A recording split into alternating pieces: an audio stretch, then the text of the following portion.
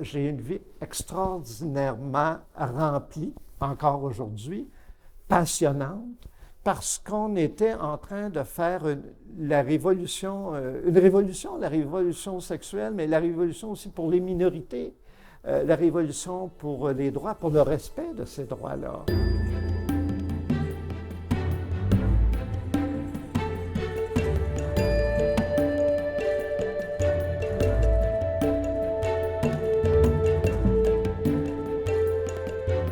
Alors, Michel Doré, professeur retraité récemment de l'Université Laval, sociologue de la sexualité.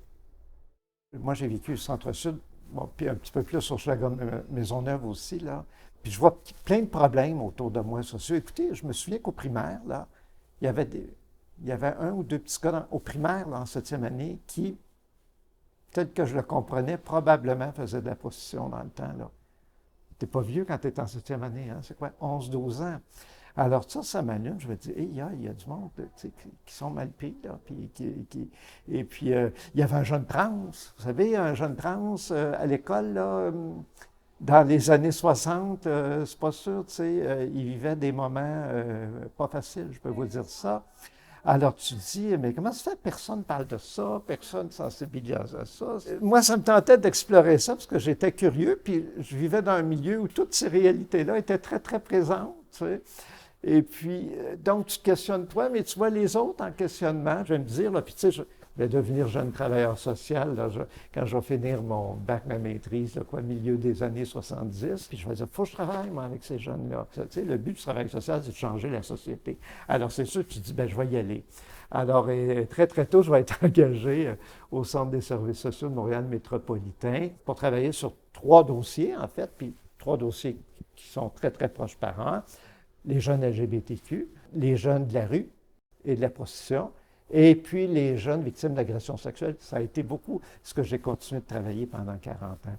Les jeunes, ils nous étaient référés, là, ça pouvait être par la police, par la DPJ, plus souvent qu'autrement. Le gros des gens que je voyais, c'était des ados et des jeunes adultes, là. Tu sais, qui ne savaient pas comment faire le coming out, qui étaient rejetés par leurs parents, ou des parents qui ne savaient pas quoi faire là, avec un jeune trans. Écoutez, j'avais un jeune, là, son père avait tiré un coup de carabine sur lui. Il fallait le protéger, ce jeune-là, parce qu'il avait révélé qu'il était gay. Ça n'a pas de bon sens. On voit plein de jeunes gays, là, puis de moins jeunes aussi, puis de jeunes personnes, ça commençait, personnes trans, bisexuelles, lesbiennes, etc. Puis il n'y a rien. Il n'y a rien pour eux autres. Puis, tu sais, on sortait d'une période, ça avait été ça commençait à puis être une maladie mentale. Pensez, là, que c'est à Montréal, en décembre 1973, où on a rayé l'homosexualité de la liste des maladies mentales. Et puis, c'était une période extraordinaire aussi, là, début des années 70, parce que, bon, c'est la révolution sexuelle aussi, il ne faut pas oublier ça. C'est la révolution féministe, et puis la révolution LGBTQ, là, ça va être aussi les débuts, hein. En 69, au Canada, ça va être décriminalisé, l'homosexualité va être décriminalisée, et les premiers mouvements, à ce moment-là, vont débuter, parce qu'avant ça, les gens n'osaient pas s'organiser, puisque c'était criminel, leurs activités. On se souviendra, il y avait une descente au Trox, qui était un bar à Montréal, et puis le lendemain, les noms des gens étaient dans le journal. Il y a des gens qui étaient professeurs qui avaient perdu leur emploi. Il paraît qu'il y a eu des tentatives de suicide, peut-être même des suicides complétés, parce que la vie des gens était comme brisée. Là. Il avait été déclaré se trouvant dans une maison de débauche. Et là, il y a des gens au Parti québécois qui ont dit, ça n'a pas de bon sens, cette affaire-là. Si l'orientation sexuelle avait été dans la charte, dans la première mouture, comme c'était prévu au départ, ce ne serait pas arrivé. Et ça aussi, ça donnait de l'espoir au monde. Puis c'est pour ça, moi, à ce moment-là, ben, je travaille comme jeune travailleur social, puis je me dis, ben, il y a de l'espoir, on peut aider le monde, puis on commence à avoir des outils. Je vais travailler au tout début, d'ailleurs, avec la Commission des droits de la personne, parce qu'ils se demandent comment on va intégrer ça. J'ai été témoin expert pour la première cause de discrimination concernant une personne trans, par exemple. Et puis, c'est une chance inouïe que j'ai eue, moi, d'être ado dans le passage jeune adulte, exactement au moment où c'est déclenché, de tout vivre ça, à travers le travail, à travers l'enseignement, à travers les livres. Puis, tu sais, les gens disent, tu es un pionnier, mais tu sais, tu ne réalises pas que tu es un pionnier quand tu le fais. Là. Tu le fais parce que c'est ça qu'il faut que tu fasses. Alors, je me dis, ben, je pourrais être prof à plein temps. Alors, je suis arrivé ici à l'Université Laval en 98. Et puis, ben là, je me suis dit, il faut que les universités développent des cours. On avait commencé dans les années 90 à l'UQAM, à Concordia, à développer des cours sur la diversité sexuelle et de genre. Il n'y en avait pas du tout ici à l'Université Laval. Alors, je me suis dit, c'est comme ma mission de faire ça notamment. Je veux former les autres générations. C'est là que j'ai commencé à donner des cours de la formation continue dans mon milieu de travail. Ensuite, à l'université, je peux dire que j'ai été porté par des mouvements sociaux. Et puis, mais en même temps, j'ai essayé de les faire avancer moi aussi. Là, tu sais, ça va dans les deux sens, parce que toutes les théories, tous les savoirs sur la diversité sexuelle et de genre ont en 20 ans beaucoup évolué. Je me souviens, mon patron m'avait dit, tout ce que tu nous dis, on ne le trouve dans aucun livre. Pourquoi tu ne l'écris pas? Je me souviens très bien de ça. Tu sais, les gens pensent que j'avais un don d'écriture, je ne sais pas, mais je l'ai développé. Mais j'ai écrit 25 ouvrages en langue française. Certains sont traduits jusqu'en 6 langues maintenant. Mais c'est parce que je me disais, il n'y a rien. Ça aussi, c'est une forme de militance, écrire. Là. Moi, je me disais, il n'y a rien où il n'y a que des niaiseries. À ce moment-là, les États-Unis étaient en avance par rapport à tout le débat, les questions LGBT, par rapport à la France. Donc, c'est pour ça que mes livres en français étaient souvent en avance par rapport à ce qui se faisait en France. Il y en a un qui a dépassé des dizaines de mille. Ça arrive aussi aux garçons, qui était mon gros succès parce qu'il a été traduit en plusieurs langues. C'est encore mon livre qui se vend le plus. Puis c'était sur les gars victimes d'agressions sexuelles. Mort ou Fif, c'est sans doute celui qui a le plus d'impact social.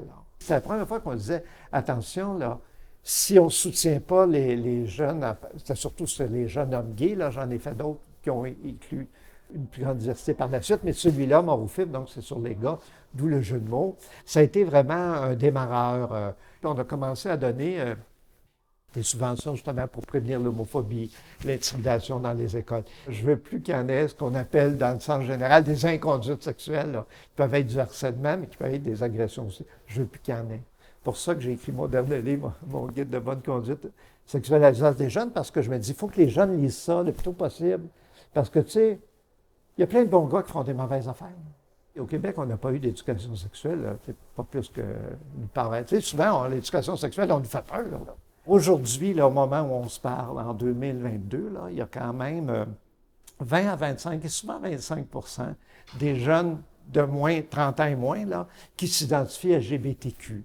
Et c'est en Occident, là, c'est un chiffre qui est assez stable. Les jeunes osent enfin se dire puis se révéler. Puis il y a toujours l'amélioration à faire, mais en moyenne, ça s'est amélioré parce qu'au Québec, on est en train d'interdire les thérapies de conversion, des jeunes de jeter dehors de leur famille parce qu'ils sont LGBT. Ça arrive encore, là. Un cas, c'est un cas de trop, mais il y en a moins. Au Québec, les enquêtes nous montrent qu'on est une des sociétés les plus progressistes au monde en ce qui concerne la diversité sexuelle et de genre. On voit des parents maintenant là, aller dans les écoles et dire hey, mon enfant est non-binaire et trans. Regardez l'école, là, vous devez en tenir compte. Des choses qu'on n'aurait pas pensées il n'y a pas si longtemps. C'est une évolution continue. On ne pensait pas qu'il y aurait le mariage.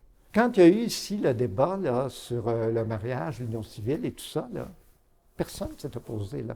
C'est le seul endroit au monde. Il faut rêver la société idéale puis dire si elle est là, il se passe quoi dans cette société-là?